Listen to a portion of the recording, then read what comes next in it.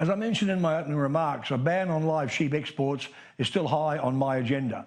I brought my first petition of 30,000 names to Canberra in 1982 before social media. And in the Senate decades later, I tabled a petition with about 200,000 names demanding that ban. Now, one person who's worked hard towards a ban is the opposition's Joel Fitzgibbon.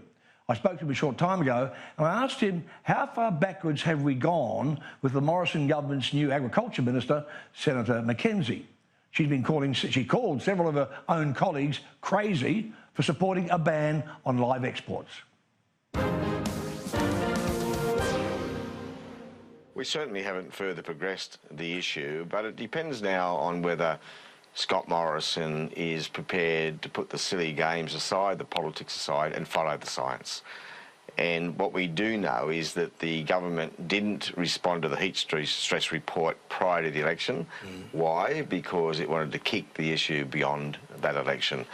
And we very strongly suspect that that heat stress report will say that the trades are not viable, or you can't meet reasonable animal welfare standards at above 28 degrees wet bulb temperature. Well, see, I know that some of the people who strategically on this think the economics will be what kills it, what kills the trade, because if you block it for the northern summer, that takes a huge number of months where they can't go. And there is some truth in that, and it's worth noting that I think David Littleproud is no longer the Agriculture Minister because he tried too hard on live sheep. I mean, he effectively killed the sector through heavier regulation, and I give him some credit for that. But again, it would depend. He said some of the stuff was bullshit. That was the word he used. Yeah, no, he acknowledged, you know, the misdoings of the industry. He regulated very hard. He commissioned a whole range of reports, 3 or 4 reports.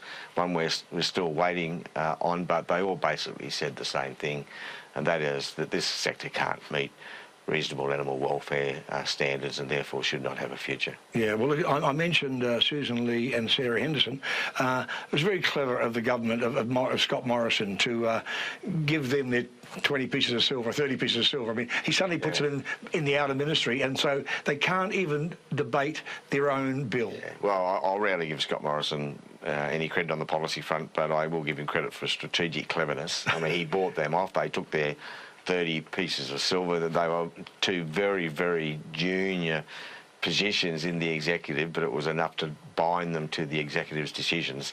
And of course, disappointingly, suddenly they didn't care about the live sheep sector anymore. Now, Sarah Henderson lost her seat subsequently, and Susan Lee had a big swing too, probably more for other reasons, water in particular, but Sarah Henderson might be just wondering now if she'd still be in Canberra if she'd done the right thing and followed through on her convictions. The other thing that is frustrating and saddening is that we came so close, as you know, until the Section 44 thing hit, and suddenly people started dropping like flies, and people who we knew were going to support the ban were suddenly not there and facing by-elections, etc., etc. And I could see it going backwards then, and it really, really saddened me. Oh, it's true. We were so close. In fact, we had the numbers, but we didn't have the absolute majority in the House of Representatives to bring the matter on for a vote. That was the difficulty. On the raw numbers, the simple majority was there to pass that bill. And of course the Senate, with your support, would have also supported the bill. So we almost changed the law from opposition, and I think we would have got a significant credit for that amongst a very large slice of the Now, we know, you and I both know, we discussed it and we argy-bargied a bit, that Labor wanted to have 5 years to phase it out. The Greens wanted immediately. I'd said 2 or maybe 3, and that was only because when Labor was in power and you put an overnight ban on cattle, it actually caused some cruelty because there's such a mess that nobody knew what to do with cattle that were stranded and things like that. And I agree that for the farmers' sake, you've got to phase it in. I'd love to see, I remember in Townsville once during the last campaign before last, you had both Bill Shorten and Malcolm Turnbull promising $100 million for a new stadium. And I said, why don't you put the $100 million into the Townsville abattoir and build the biggest frozen meat business in Australia, put all those poor bastards from Queensland Nickel, put them in there and give them all jobs. I stand by our commitment to 5 years. You know, obviously we would have liked to have done it more quickly. But we do have to take care of our sheep meat producers and the others who rely on the industry, the transport, feed, people who sell the feed, etc. So I wanted to make sure there was a transition period for them, in stark contrast to what David Littleproud did. I mean, he killed the industry sort of overnight by regulation, but on no occasion did he reach out to sheep meat producers with a helping hand to assist them in that transition to something better. Yeah, because it does, and you do have to keep that side of it in line, and that's why I think I finally agree with you that 5 years. You're very persuasive. You talked us around. You know. Thanks, Darren. On that, you are. This is complimenting a politician. You are a voice of reason. I mean, you've come back. You're suffering the loss, the surprise loss of that election. You're sort of saying, you know, we've got to think things through. We've got to lick our wounds and maybe heal the wounds and see where we go from here on things like taxation and other things as well. Oh, well, I'm also a loyal party member, and you know, I was feeling uncomfortable with many of our policy positions pre-election, but I wasn't going to be disloyal and, you know, express them publicly then. But I think post-election, after such a heavy defeat, I think that's the right time to express a few views, and I've certainly been doing that. Yeah, yeah. It's I mean, I can say this to you, being a sitting politician.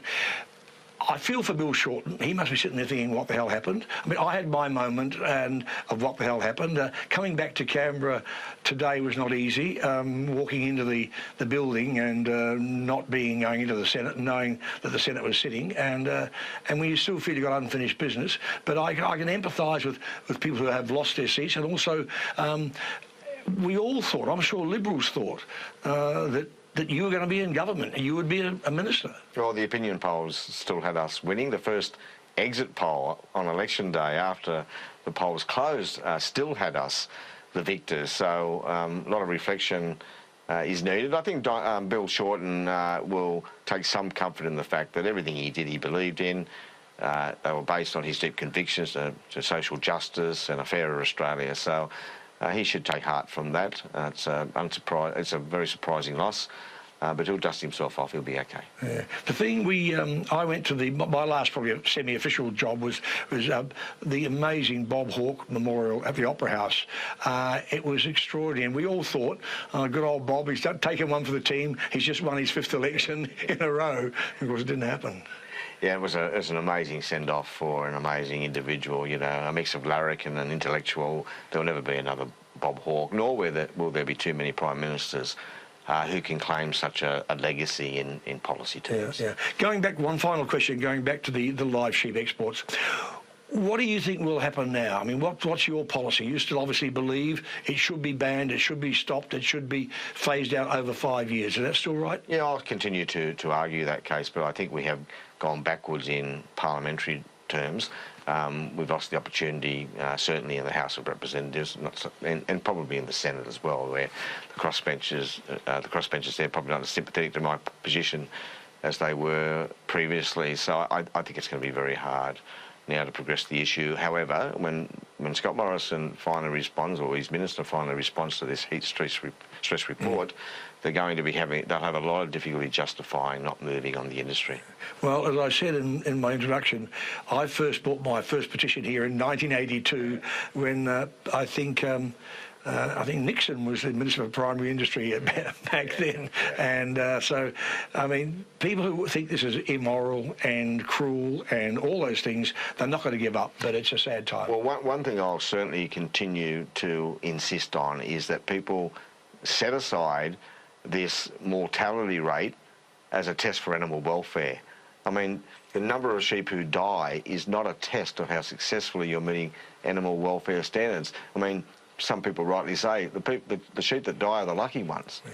It's the others that suffer for weeks which are the main concern. Well, that takes me back to when we did, one of my successes was a transvaginal mesh inquiry in the Senate, and the argument was that 85% of these operations and implants were successful. 15% weren't. Yeah. That's a level that you cannot exist with, whether it be people or whether it be animals, you know? Not an argument I would run. No. All right, mate. Joel, it's always good to see you. Great pleasure, Darren. Thanks for your time. Bye-bye.